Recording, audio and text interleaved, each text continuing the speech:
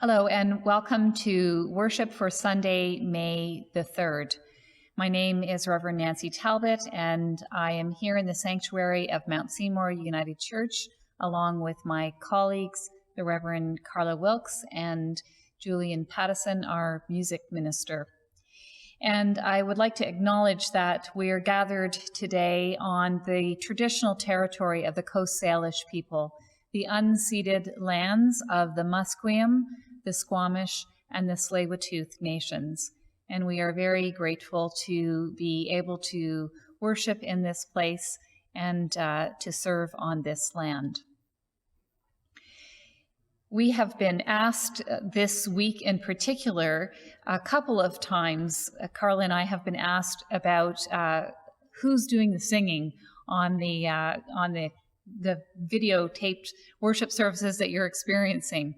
And so we thought we would let you know that there really and truly is just the three of us here. So Carla and Julian and I are here. We are the choir. We are the liturgical arts team. We are the liturgists. We are doing this together, the three of us, and we're actually really privileged and honored to be able to offer this for you. So it's just us here, and we appreciate your comments about our singing, but we do hope that you sing along with us at home where you are. We also hope today, this is the first Sunday of the month, which is traditionally the Sunday that we would have communion on. So we hope today that you have either already brought with you bread and crackers, juice, or maybe a cup of coffee or a cup of tea even, something to join with us in that ritual of breaking bread and sharing a cup. If you don't have that with you, you might want to pause the video now and go and gather something. And it doesn't need to be bread and grape juice, which is what we would use here, or rice crackers. It can really be anything that you have that helps you to participate with us in that action of sharing a meal together, which we will do later on in this morning's service.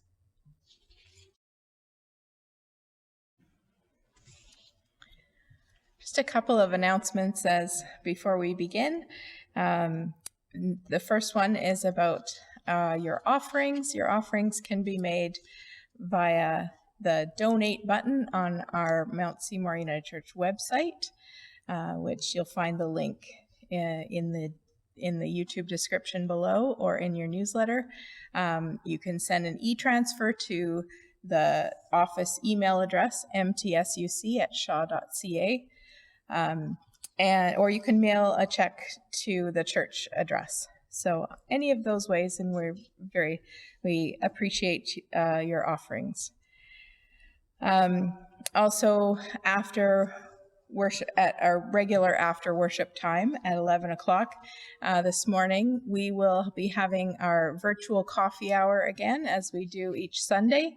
And it's a great opportunity to gather and chat and check in and see how everyone is doing. So we invite you to join with us, even if you haven't tried it before. We had a couple of new people last week, and it was wonderful to see everybody. And so the information for that is in the newsletter, and the newsletter is also linked below in the YouTube description.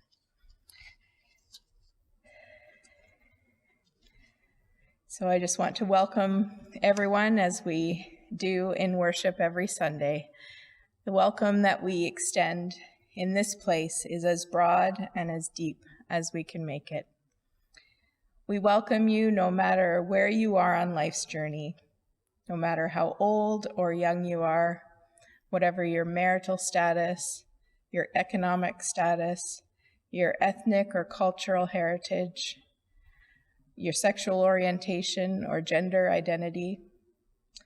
You're welcome here, no matter if you consider yourself to be Christian or part of another faith tradition, or you're someone who seeks to explore the mysteries of life and serve the ideals of compassion, justice, and peace. Today we continue with our celebration of Easter, the season that lasts a total of 50 days and carries us all the way to the festival of Pentecost. As we reflect today on the story of the Good Shepherd, who came to give us abundant life, and as we break bread together in our homes and here at the church, we are reminded of the way the early church shared the abundance that they had in this way. Day by day, as they spent much time together in the temple, they broke bread at home and ate their food with glad and generous hearts, praising God and having the goodwill of all people. As we continue to shelter in place and until we can meet again in our sanctuary, we are creating a temple of worship in our hearts to connect us across boundaries, distance, and time. As we share this worship, we are together. At the heart of the matter, we are connected through the Spirit that makes us one in love and forever new.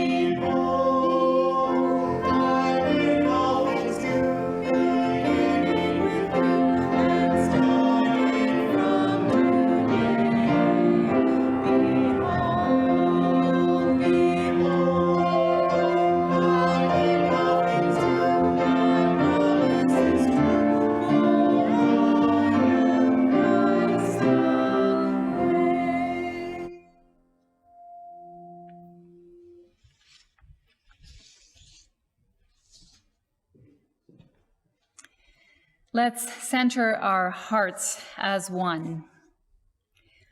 Let's take a deep breath together and let's exhale it out. And I invite you, as we do that, to place your hand on your heart and let's lightly tap together in a slow heartbeat rhythm.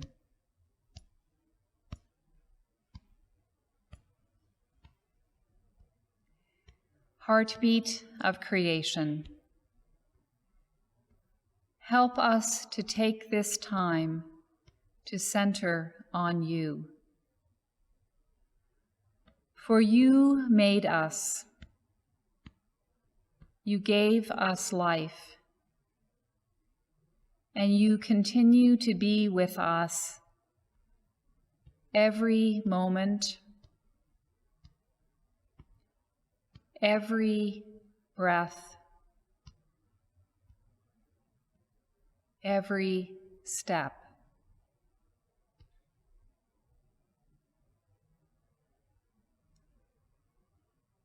Be still, O heart. You are not alone. come now, calm and center.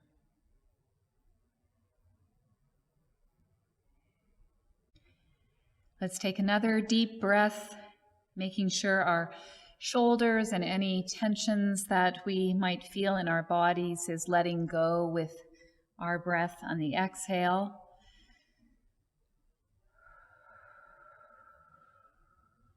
Let's take another one in and out.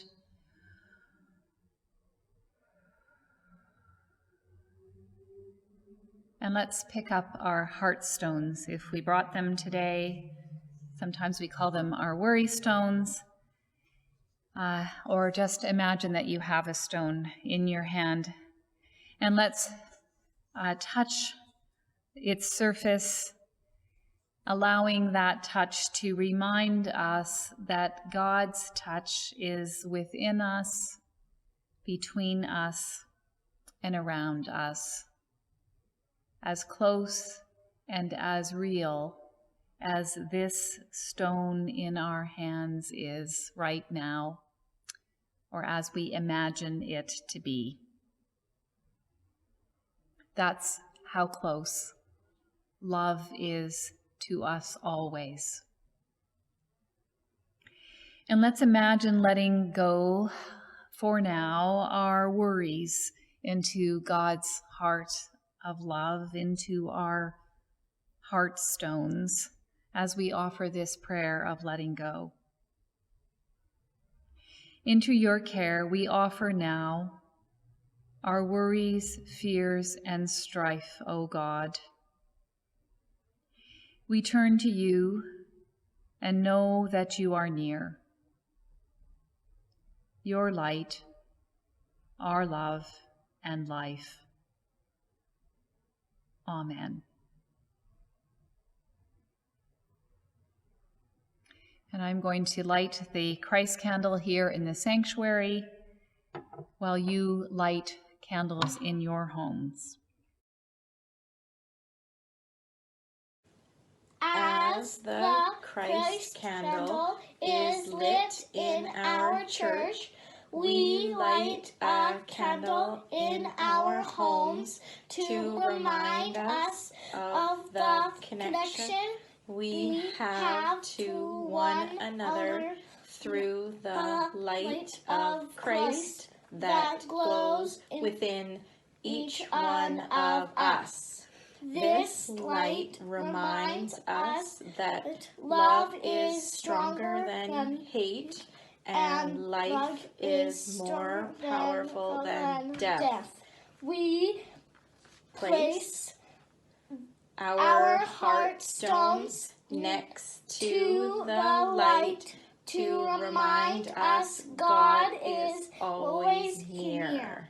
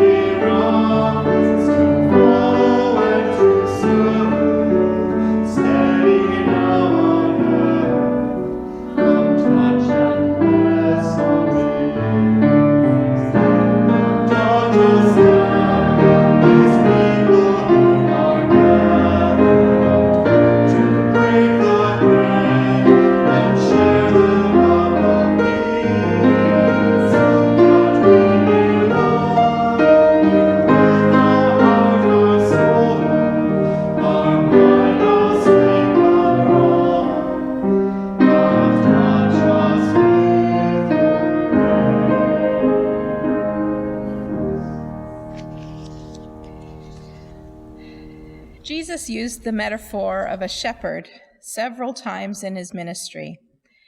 In this passage from the Gospel of John, the sheep know that the shepherd really cares about them and offers what they need: good, abundant, green pastures to eat in.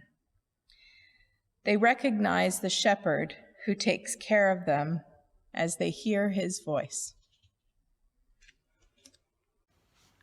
Whether you take what is written in the Bible as fact, metaphor, myth, or story, listen to these words now for the meaning they hold for you on this day. Today's reading is from John chapter 10, verses 1 through 11. I assure you that whoever doesn't enter into the sheep's pen through the gate, but climbs over the wall, is a thief and an outlaw. The one who enters through the gate is a shepherd of the sheep. The guard at the gate opens the gate for him, and the sheep listen to his voice. He calls each sheep by name and leads them out. Whenever he has gathered all of his sheep, he goes before them and they follow him. Because they know his voice, they won't follow a stranger, but will run away because they do not know the stranger's voice. Those who heard Jesus use this analogy didn't understand what he was saying. So Jesus spoke again. I assure you that I am the gate of the sheep. All who come before me were thieves and outlaws, but the sheep didn't listen to them. I am the gate. Whoever enters through me will be saved. They will come in and go out and find that they could have life indeed, so they could live life to the fullest. I'm the good shepherd. The good shepherd lays down his life for the sheep. May the Spirit bless us with wisdom and wonder as we ponder the meaning of these words for our lives.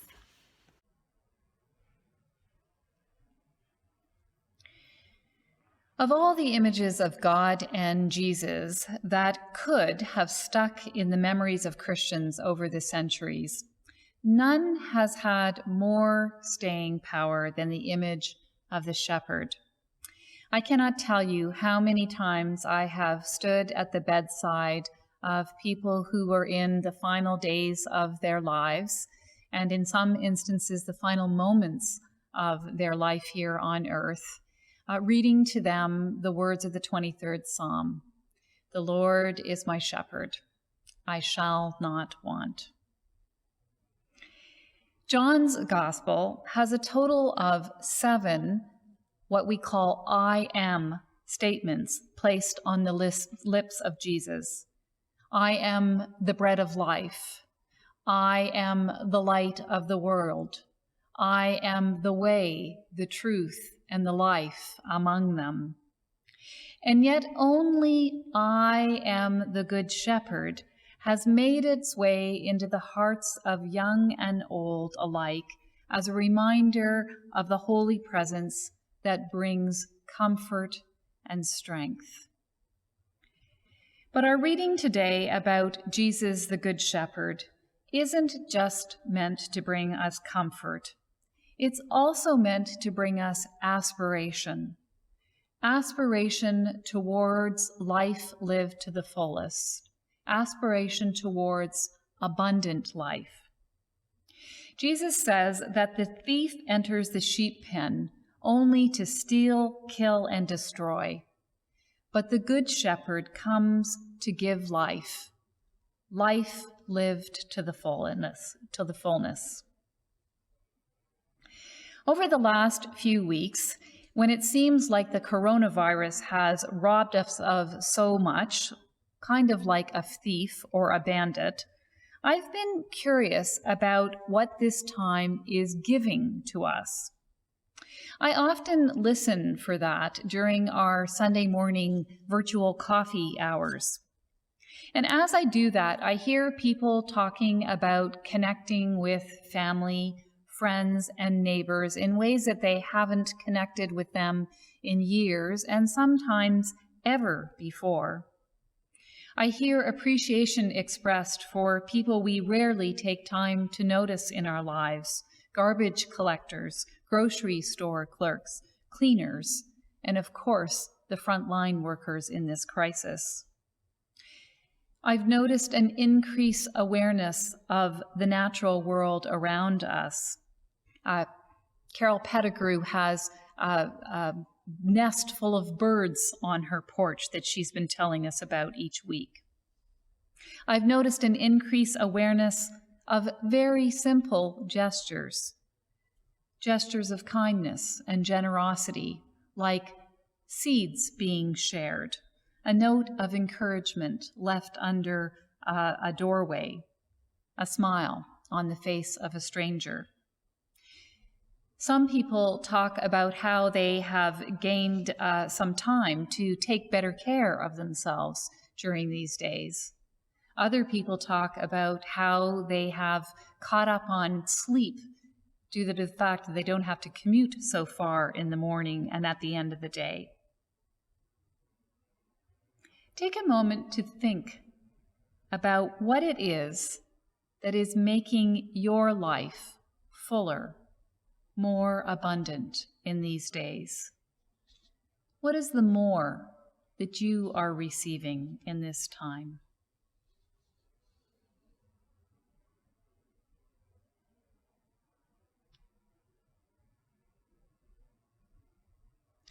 The abundant life that is spoken of in this passage from John's Gospel isn't just any old life. It's a promise of a new life as compared to an old or former standard of being. In other words, the life that the Good Shepherd brings is not just more of the same. What's true for many of us is that we don't actually need a coronavirus to rob us of the life that we're intended for. We've been pretty good at cheating ourselves out of it already. We often settle for less than abundant life. We often settle for the same old life. But the abundant life really is about something new.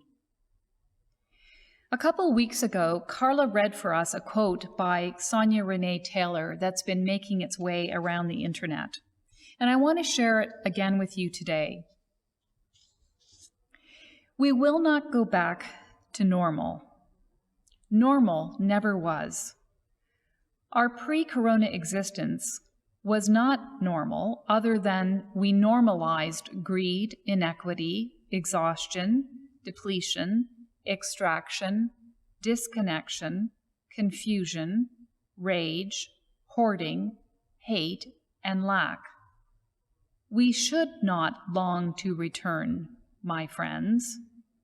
We are being given the opportunity to stitch a new garment, one that fits all of humanity and nature. Well, if much of our pre-corona existence was not abundant, a good question for us to begin to ask ourselves in these days, and I say begin because we really are nowhere near the end of this pandemic.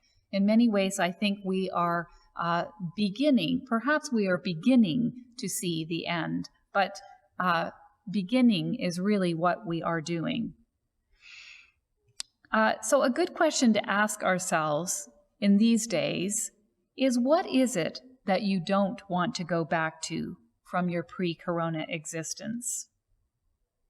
On a personal level, it might be the exhaustion, disconnection, confusion, rage, hoarding, hate, or lack that Sonia Renee Taylor speaks of.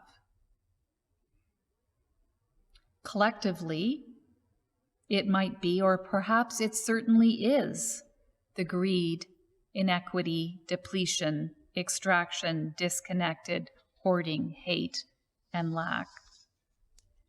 All these things can be considered ways we rob ourselves of the life that is intended for us.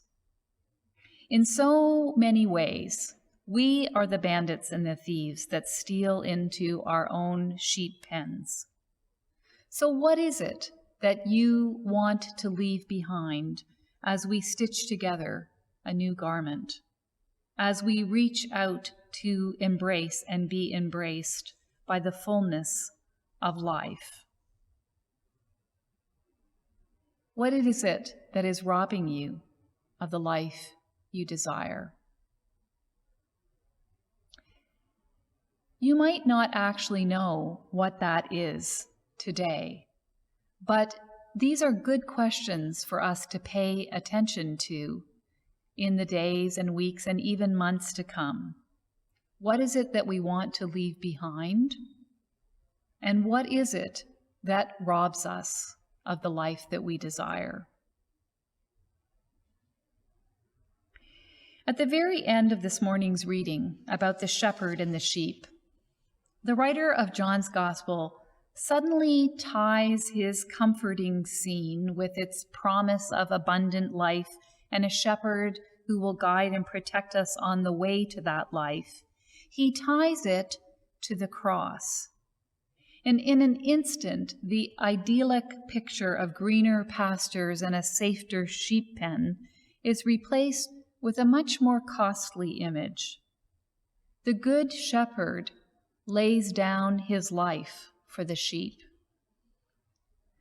Suddenly, a deeper meaning of this passage is revealed, and we see that our most basic spiritual need, the path that leads to abundant life, comes in giving our life for the sake of something bigger than our individual lives. It comes in laying down our lives for the sake of one another. My abundance is inextricably connected to your abundance. Earlier this week, I was sent an article by theologian and activist Karen Leslie Hernandez. Little shout out to the person who sent it to me. You know who you are. In it, she speaks about the word sacrifice, that whole notion of laying down one's life. And she speaks about it both from the perspective of the beautiful way that we are seeing and experiencing lives being sacrificed for the sake of others in these days. The many that are sacrificing their usual freedoms for the sake of others, including, of course, the folks on the front line who are literally putting their lives at risk to save others. But she also speaks about the word sacrifice from the perspective of those who have little compassion for sacrifice, those who, she says, have a selfish attitude about it, namely those who are willing to put other lives at risk, especially the weak and the vulnerable, so they can return to their jobs or to the economic status that they previously enjoyed, so that they can open up their businesses so that their businesses might flourish once again. She actually attaches to this article that she wrote a picture of a woman at a Reopen the Economy rally carrying a sign that says, "Sacrifice the weak." But then she puts all of us on edge, or at least those of us who enjoy a certain level of privilege in society. And she speaks of the way that the coronavirus is exposing how we as a society have been unwilling over centuries to make sacrifices for one another. She points out the way that we have made the vulnerable and the weak sacrifice themselves in the lieu of making sacrifices ourselves, in the way that we let those who are unhoused remain unhoused, the way that we let the hungry remain hungry, the way we have sacrificed the care of our elders and the resources of our planet. We humans sacrifice the weak and our planet every single day, according to Karen Leslie Hernandez. And now we are seeing that clearly before us. So as we continue to ponder the life that we desire in a post-pandemic world, I wonder if the deepest question we need to be asking ourselves is, what are we really willing to lay down? What are we really willing to sacrifice for the sake of one another? What beyond the inconveniences of sheltering in place are we willing to give up for the sake of a more abundant life for all? What is the life we desire, and what are we willing to do to actually have it?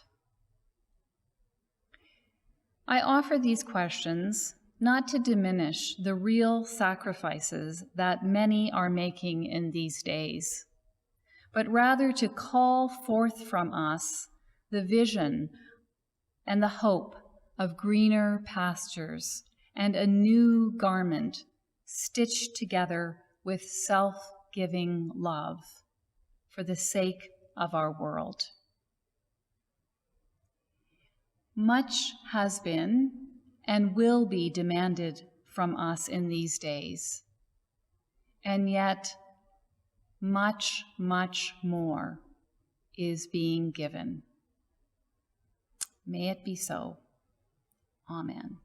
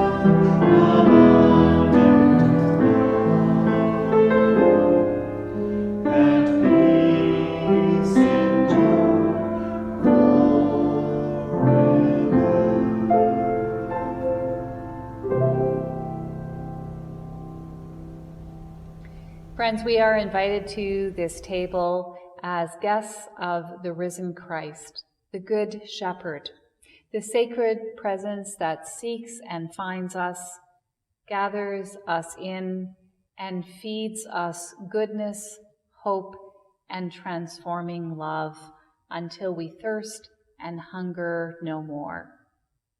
As we come, we are reminded that in the celebration of communion, we are commissioned to feed as we have been fed, to forgive as we have been forgiven, and to love as we have been loved, to lay down our lives in the way that life has been laid down for us. And so we offer our thanks to you, Maker and Source of all that is, for the many ways your presence has been made known to us and to others throughout history. In this world of beauty and mystery, of living things, diverse and interdependent. In the lives of our ancestors who have shown us faithful living and upon whom our lives are built. We give thanks for your self-giving love made known to us through those who are giving their lives for the sake of others in these days, for doctors, nurses, and frontline workers, for everyone who has sacrificed their freedoms to keep others safe, for all who are giving their time and energy to bring hope and healing for the good of us all. And we give thanks for Jesus, a Jew born to a woman in poverty in a time of social upheaval and political oppression. A man who knew human joy and sorrow, who healed the sick and fed the hungry, who crossed barriers of race, class, culture, and gender, who preached and practiced unconditional love and commanded his followers to love one another as he had loved them, as you, O God, are love. Because his witness to your love was threatening, those exercising power sought to silence him. On the eve of his torture and execution, he gathered with his friends. He took bread, and after blessing it, he broke it and gave it to them, saying, "Take, eat. This is my body given for you. Each time you do this, remember me."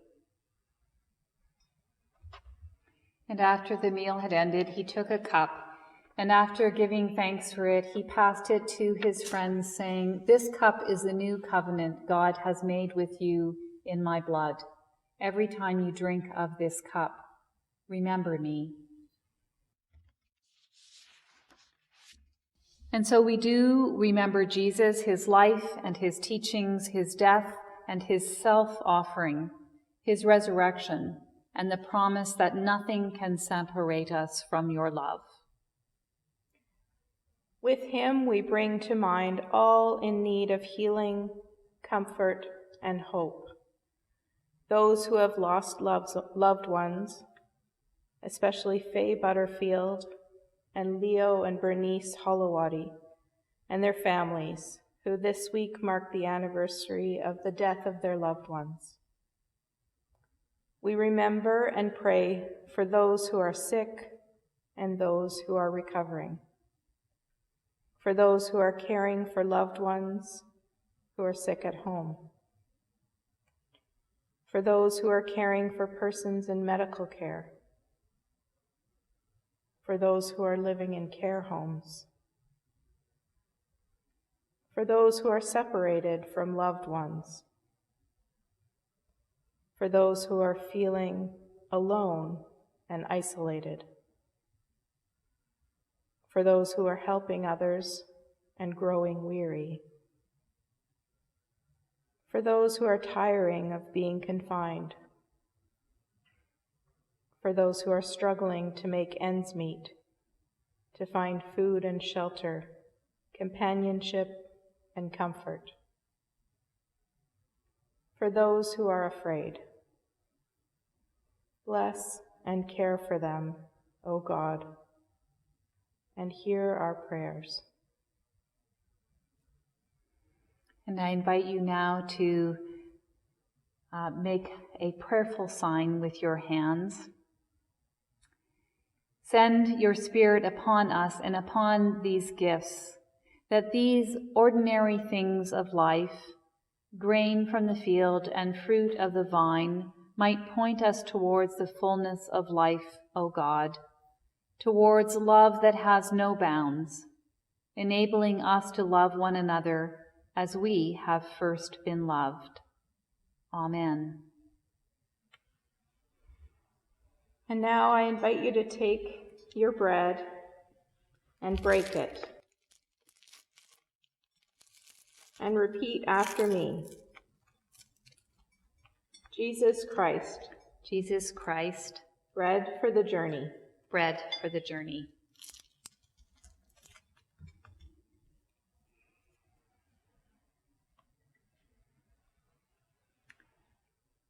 Jesus Christ,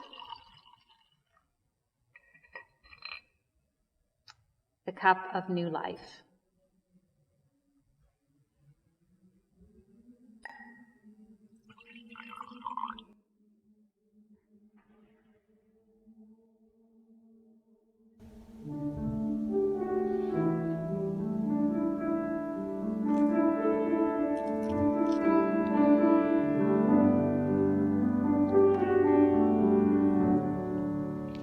Bread for the journey,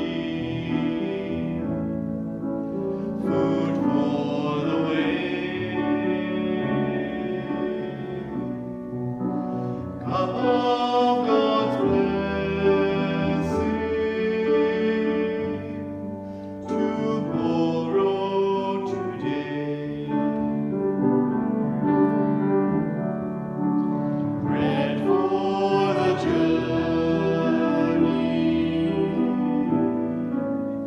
food for the way, cup of God's blessing, tomorrow, today. Bread for the journey, food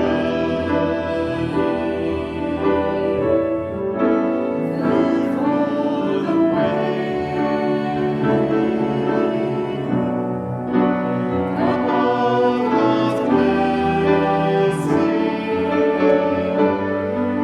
tomorrow, today. Bread for the journey, food for the way, cup of God's blessing, tomorrow, today, tomorrow, today. Bread for the journey, food for the way, cup of God's blessing, tomorrow, today.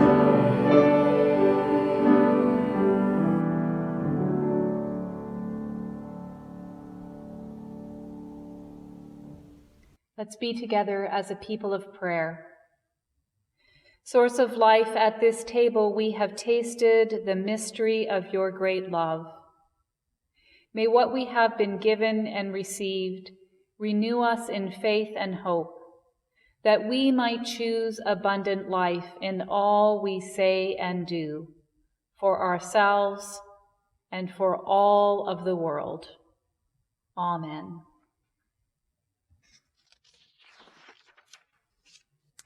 My friends in Christ, although we are many, we are united. Although we may be scattered we are one. And although we may feel confined, we are free. Christ is present among us. We will not let fear be louder than love, but with glad hearts and rejoicing souls, we will sing God's praise, for we are an Easter people. Thanks be to God. Amen.